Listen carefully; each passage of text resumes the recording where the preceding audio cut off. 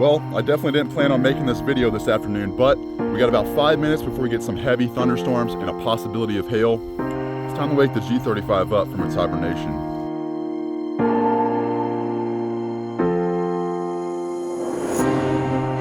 This is the car that started it all.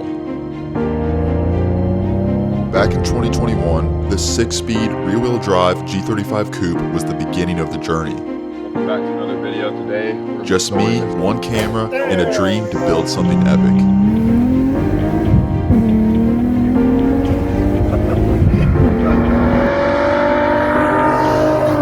With a 3.5 V6 under the hood and a whole bunch of aftermarket goodies I installed throughout the years, this thing earned its stripes as a straight-up tire slayer. But for years now, it's been silent, sitting out here in the field, forgotten by most, but never by me. And now, just before the storm hits, it's time to wake her up one last time, because she's about to get a new heart and come back stronger than ever. This is where the next chapter begins.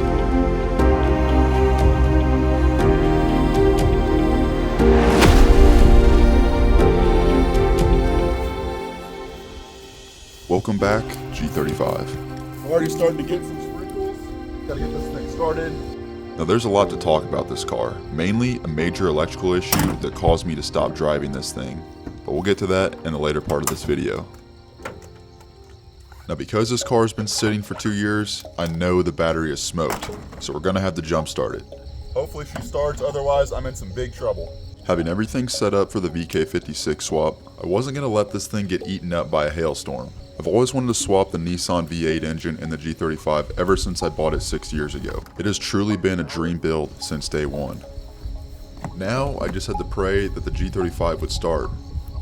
And to my surprise, it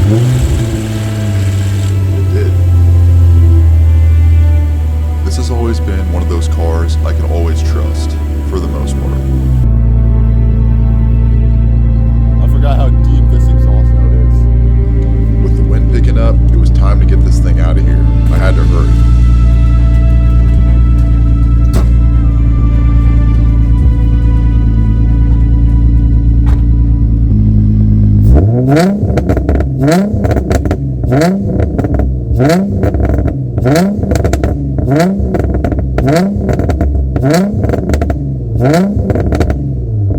I guess I was trying to warm it up. I'm not sure. It sounds good though.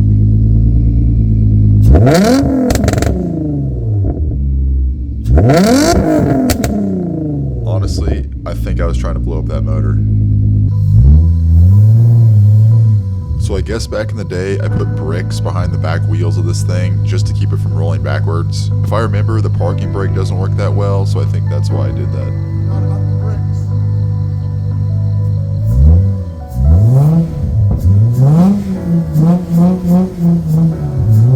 The G35 was stuck. I didn't have a lot of time to think, so I just started shoving wood underneath the tires.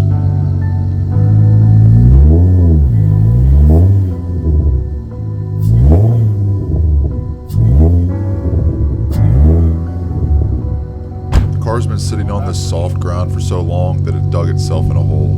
It was going to require a little bit of effort to get it out.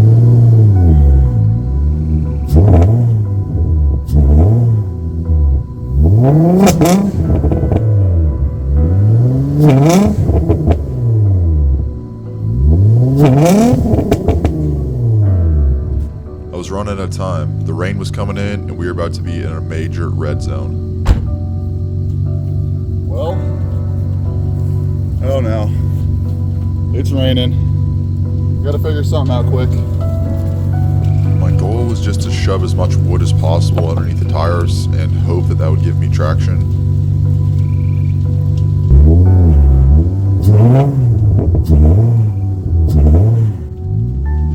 It appeared to me that this car was not very off-road capable, with the open and high gear differential made a tap of the throttle feel like I was flooring it. This thing will rev to the moon with very little effort.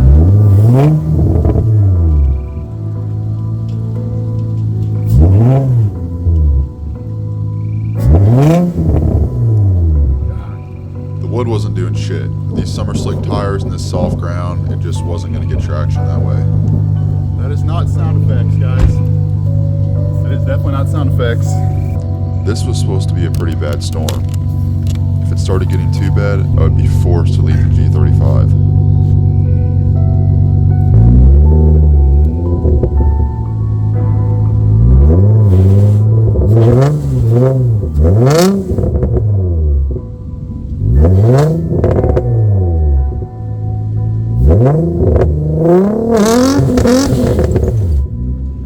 It just wasn't moving. I don't know how it can be stuck like this. It's sunk in the dirt. As frustrated as I was going to give it one last shot, but this time with a different plan. This seems ridiculous, but I'll have to dig out my G35. So with heavy rain, lightning, and possible hail soon, I was out here digging my car out of the dirt. Not really something I wanted to do at the time, but I had to. My goal was to fill in the low spots and smooth out the high spots. Whatever is going to give these wheels the best chance of rolling out of this trench.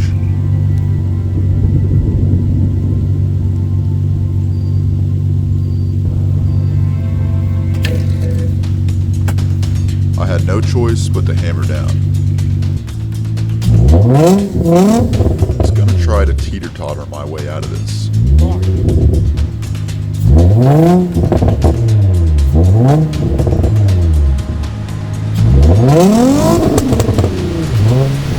Got it.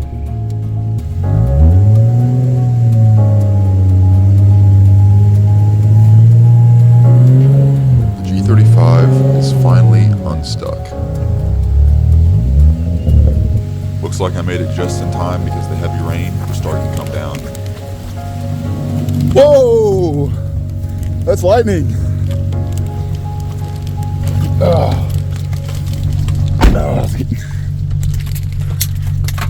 Let's get this thing in the shop. Can't even see right now.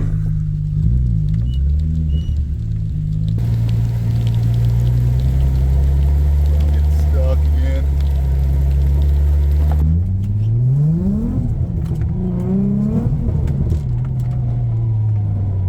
I forgot how instantaneous the torque was on this thing, This thing's still got a little power. but it's about to get a hell of a lot more.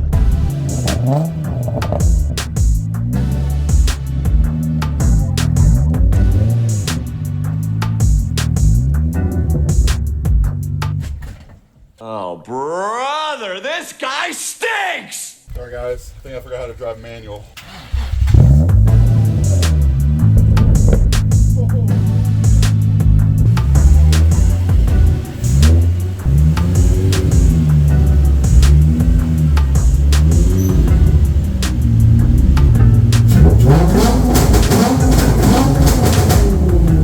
Something about a high revving EQ sounds really good to me. Thank God for this lift, because I'm able to lift this short car up and be able to pull something underneath it. That way we can get rid of all of these cars from the hail.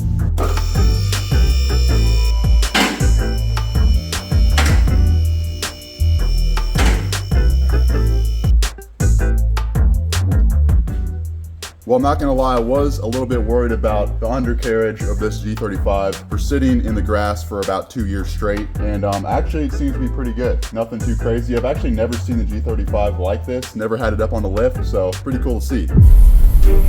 Introducing the engine donor car.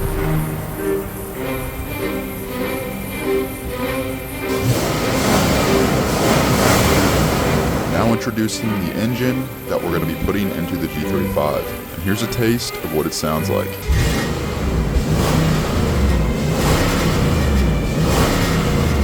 You already know I'm going to make this thing loud as VK56 DE 5.6 liter, around the 350 crank horsepower range.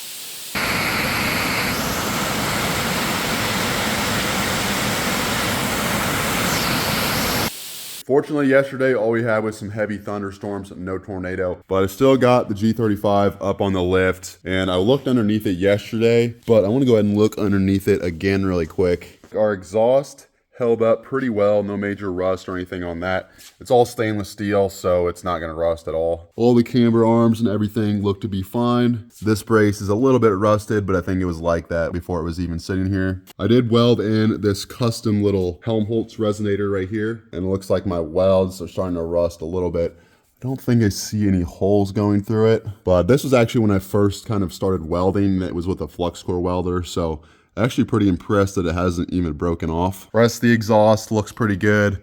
Frame rails and everything look pretty good. I forget what they called this brace, but it's seen better days. As you can see, it's a little bit of surface rust on that. For the most part though, as far as rust and corrosion, everything looks to be fine. Got a little bit of power steering leaking right here. I don't think it's coming from up above. I think it's actually coming from the rack. Now the only thing I did notice, which actually is pretty surprising, is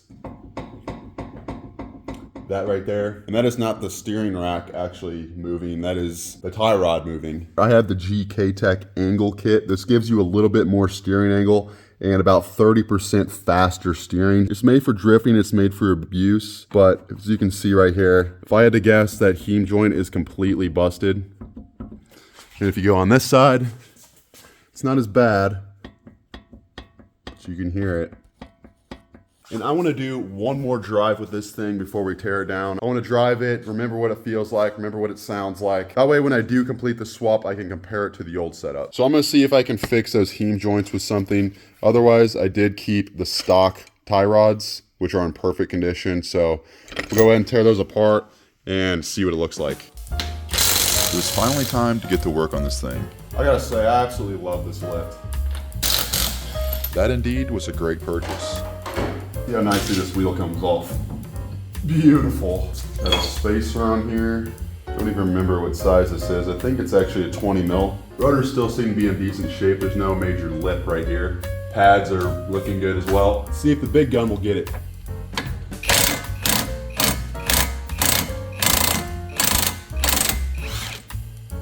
Oh yeah. I wonder how long I was driving on it like this.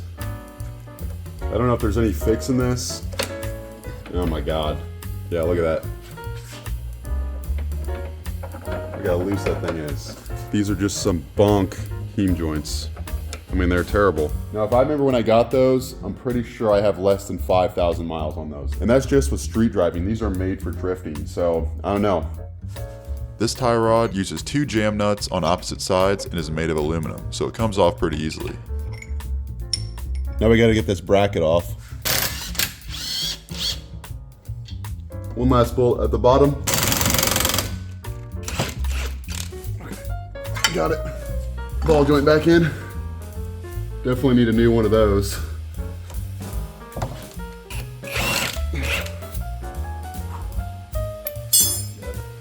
I'm using a wood clamp to push the ball joint back through its hole. That way I can get some threads on it.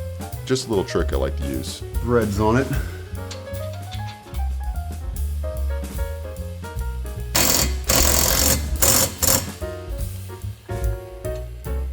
So I was looking at where to put these little ear things at, if it was like this or whatever.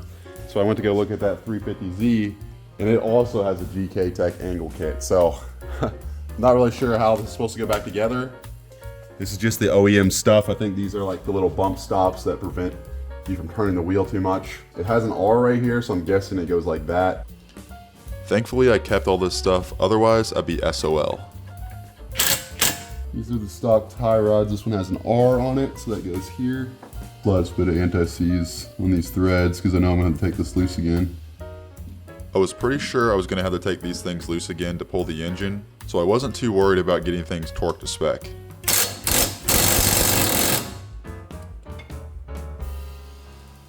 Pretty good. Now I just need to do the other side and half-ass align it. And welcome to my alignment machine. 4 blocks made from scrap pieces of lumber and a laser accurate eyeball.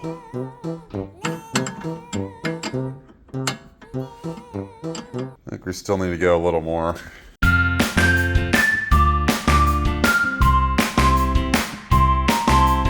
All right, so before I take this thing off the lift, there's one last thing that I want to do. So as I was showing you the exhaust here, this is the Circuit Works 3-inch exhaust. It's actually made for a 350Z. So I had this little extension piece in here. I actually made a whole video of this a very, very long time ago, about 3 years ago. And it was one of the first YouTube videos that I did on this G35. But it was extremely, extremely loud. So what I did, just because this was my daily driver, is I put this little Helmholtz resonator in here. And just by the looks of this, it doesn't really look like it would do too much as far as sound goes, but it actually quiet down the car quite a bit. And since I'm not gonna keep this exhaust system when I put the VK in here, I'm gonna be running a completely different exhaust setup. I'm thinking about running true duals with an X-pipe. So this exhaust system's gonna go. You might be thinking this is an absolute waste of time, but why not just go ahead and move on with the engine swap? Well, I wanna hear what this thing used to sound like. It used to sound like a beast, and I was actually kind of disappointed when I welded this in, but I was actually happy at the same time because it was a lot quieter when I was daily driving it. But this isn't no daily driver anymore. This is a race car, so we're deleting this Helmholtz resonator. So why not spend a little extra time to make the G35 more enjoyable on its last drive with the VQ engine?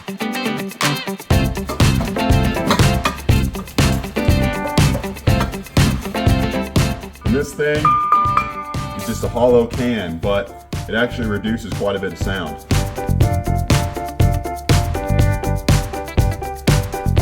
So we're returning this straight pipe back to a straight pipe. It's kind of like cutting off a hemorrhoid. Only difference is that it's for your exhaust.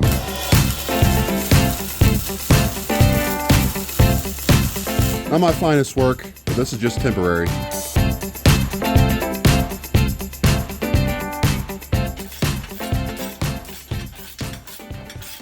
All right, I think we're good.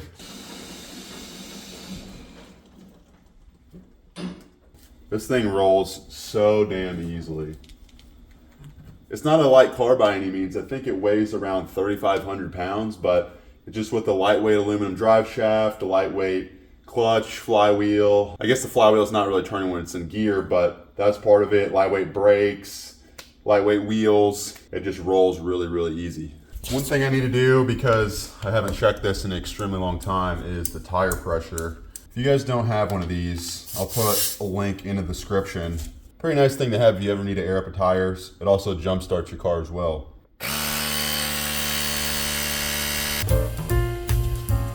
There's 35. We'll go ahead and air up all 4 to 35 PSI.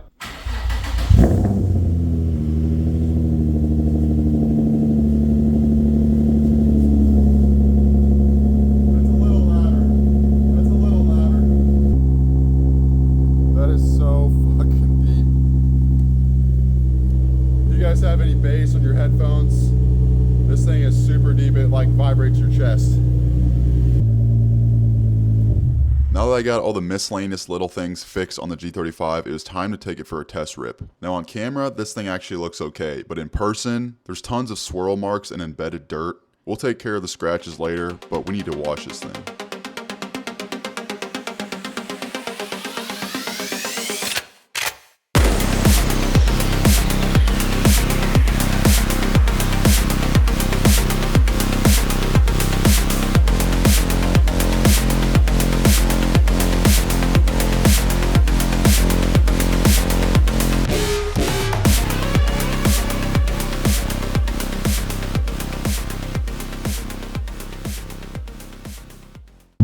All right, so I just got this thing washed up.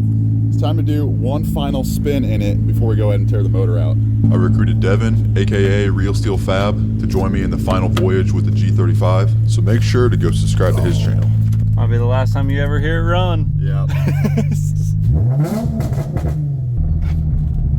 little scrapage. Yeah, not quite as low as the 350Z, but... And let me just say this.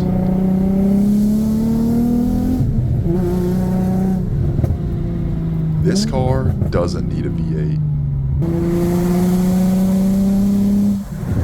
It's not fast at all, just loud. It runs pretty good, I think.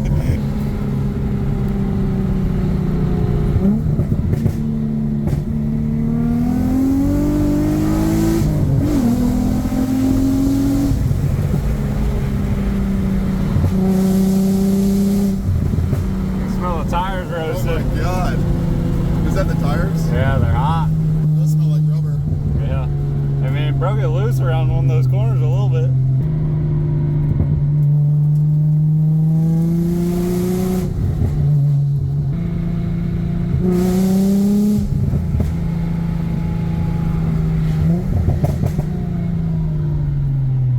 It does have like a rolling anti-lag. I think you hold cancel. Oh, that was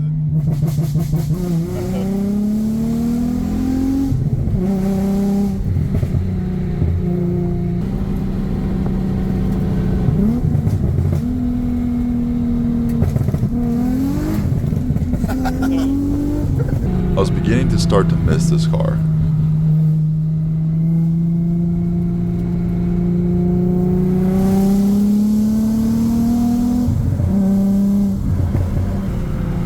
Man, this thing is so responsive.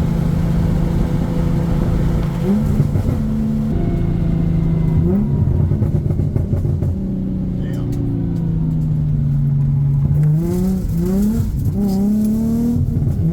It's a deer. He thinks he's getting shot at.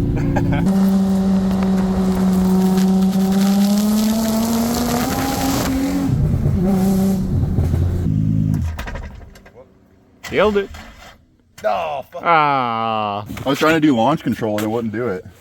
Damn, this battery sucks. It should have charged up by now. All right, I guess I'll go get the charger. 52nd 400. Plus a minute.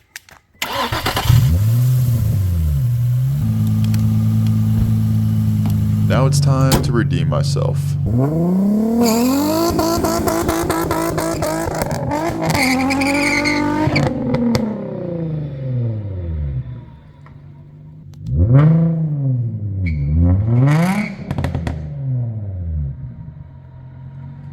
In the yard.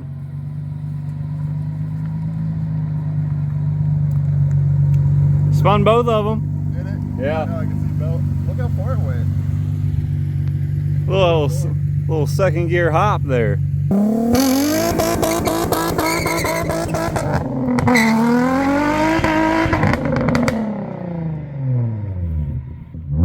Cooked them.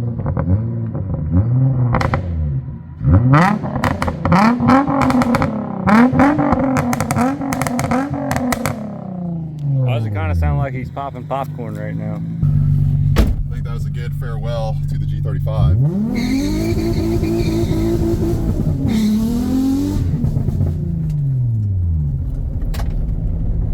I hope it still does donuts or burnouts on that.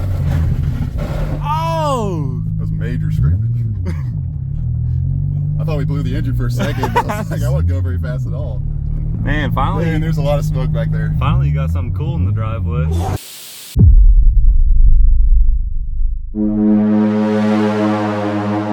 Now, on back to why I stopped driving this thing. I had just gotten on the highway, so I wasn't far from home, and all of a sudden, the car just shut off, the engine shut off, all the lights and everything. Some of the lights actually stayed on, and so I was like, what the hell? I went in and put the clutch in, tried to start it up again. Starter didn't click at all, didn't do nothing. So I was forced to just roll off to the side of the shoulder, and I had Tyler at about 3 in the morning come over with his truck, and luckily I had the tow hook in the back, so I was able to hook that up to the front bumper and a 1-inch ratchet strap. I don't know how we didn't break that thing, but we pulled this G35 about 2 miles back home. So once we got it home, I came back the next morning to look at it, and I couldn't find any smoking gun as far as any electrical issues or anything. I was immediately thinking that was something wrong with the battery, something wrong with the alternator. I eventually started looking at fuses, and we blew one ignition fuse. It's actually this one right here. The fuse name for that is extremely vague. I think it's just something like key ignition, something around that. And it's not really a fuse, it's actually a fusible link. It shares the same 40 amp fuse with 3 other circuits. So that fuse I could not find anywhere, and the only place I could find it was from the dealer, and it was around 50 bucks. So before I went ahead and spent 50 bucks on a fuse, I just rigged up this fuse line thing here.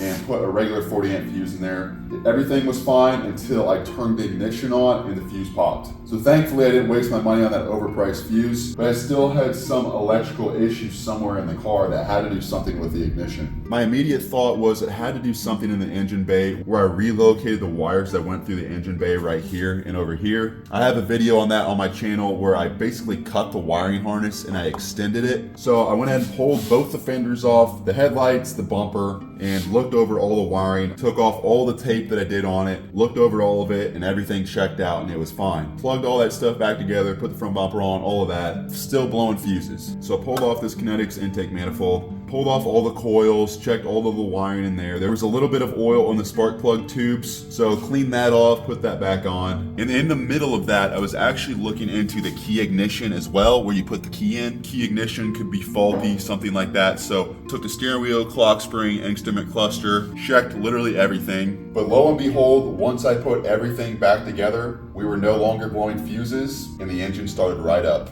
I was, and I still am to this day, extremely confused as to what actually happened to this car. What would have caused it just to shut off randomly on the highway? The only two possible things that I can think of, the key ignition somehow got wiggled around when it was driving on the highway and shorted out. The other thing could be the oil in the spark plug tubes could have caused a short with the ignition coils. That seems a little more likely, but I still don't think that's it. I was trying so many things. I literally tested every single wire and connector with a multimeter. There's no YouTube videos, no forums, no nothing that had the same issue that I did. A couple years later, I'm about to V8 swap this thing. That is a complete turn of events.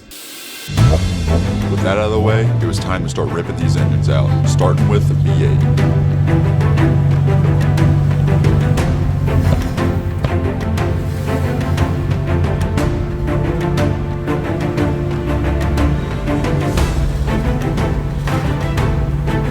That's how you get a three-wheeled piece of shit in a 10-foot garage door at an angle. The QX56 is pretty much just a souped up Nissan Armada.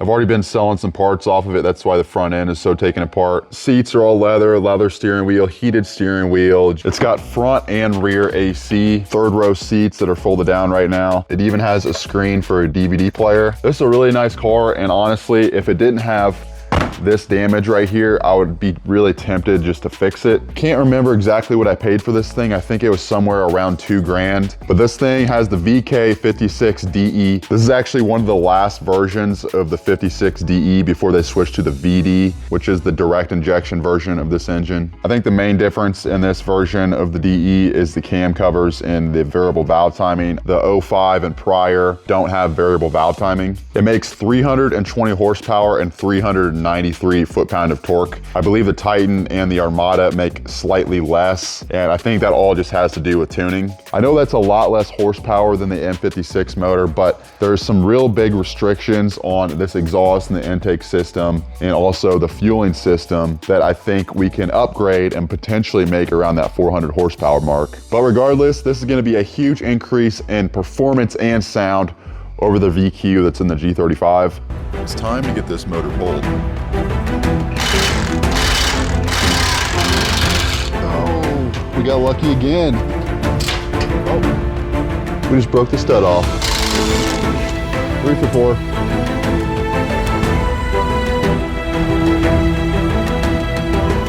So what I think I'm gonna do here is I'm just gonna disconnect the B pipes.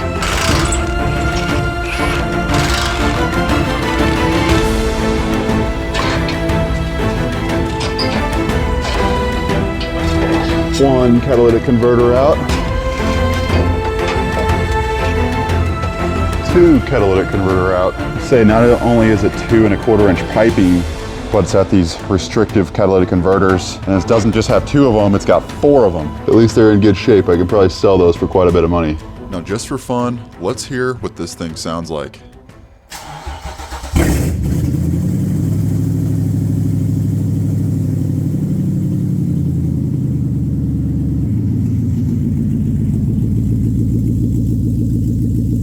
Sounds a million times better.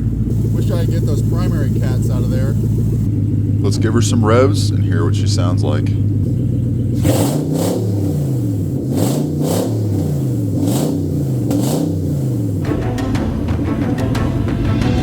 before I pull the radiator support off, I need to drain the AC. So I got this hose right here that's connected to this yellow one. And that one is connected to a machine outside that's gonna collect all the Freon so it doesn't escape into the air.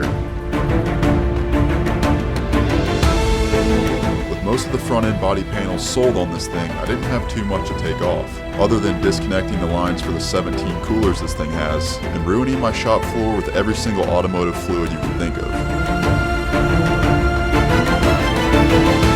Next, it was time to move on to the engine side of things. I removed the fan, intake, heater hose, and AC lines, and the wiring harness. And to make things easier for me later down the road, I made sure to label everything that I could.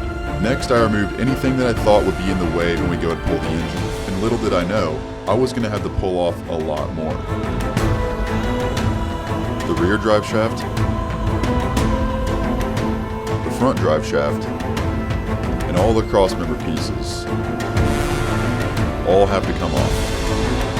All right, so I think I was able to get everything from underneath disconnected for the most part. Since this oil pan sits so low, this differential is gonna be a pain in the ass to avoid. So I'm just gonna completely remove it. I've already disconnected the front axles and loosened all the bolts. As you can see, that's already starting to drop right there. I think I'm gonna move this thing over to the heavy side.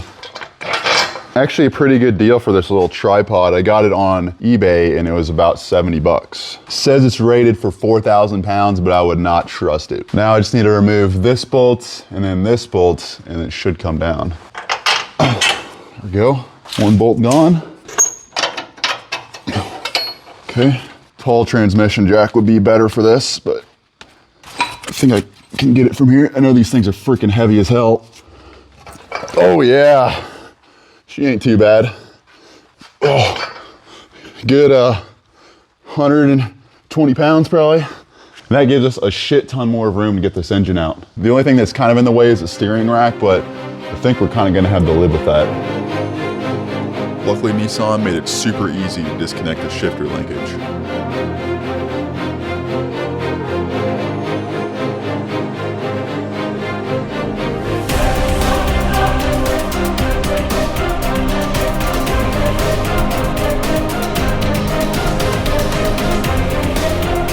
So top of the engine, I'm pretty sure I got everything disconnected. The only thing we have left to do is disconnect the two bolts on either side for the engine mounts. Now it's time for the 2-ton engine crane to do some work, because this thing is pretty damn heavy. And this is when I figured out those exhaust manifolds are gonna need to come out.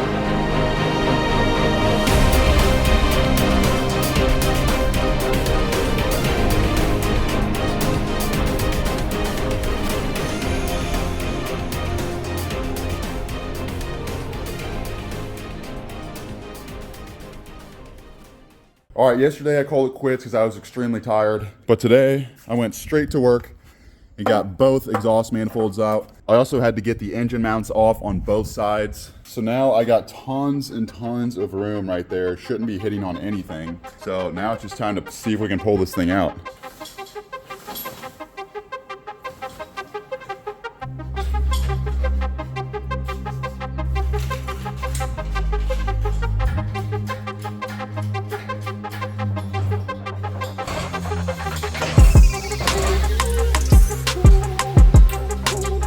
The engine was finally removed. Now I can see how enormous this thing is.